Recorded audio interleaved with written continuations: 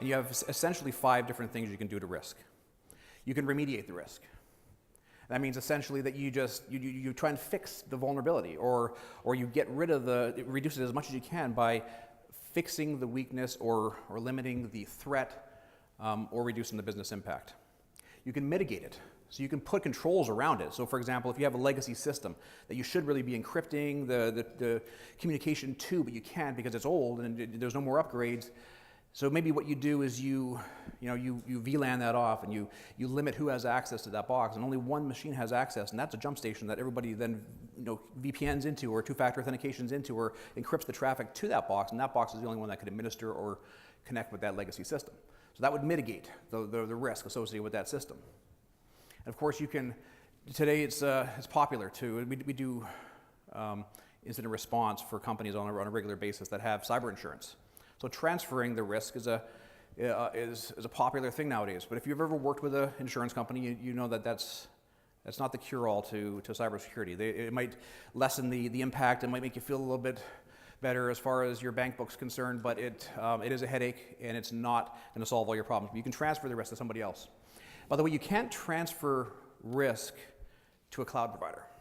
I have this conversation all the time. You can transfer some responsibility, but the risk is still yours.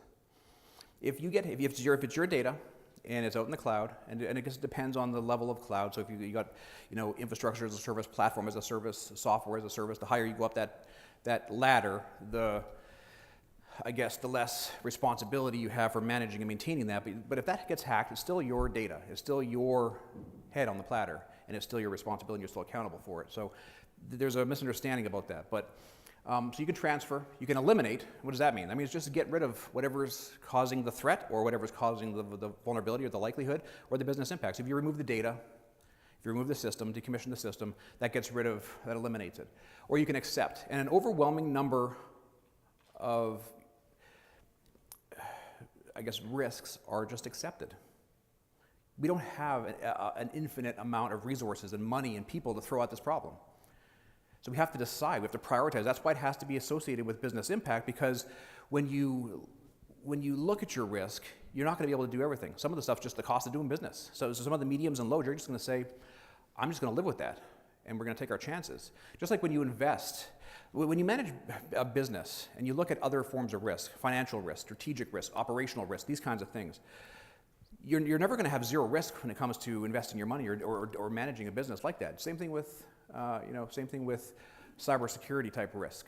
So certain things are just the cost of doing business, but the high ones, the critical ones, the ones that could take your business down and could cause a major disruption, these are the ones you want to treat.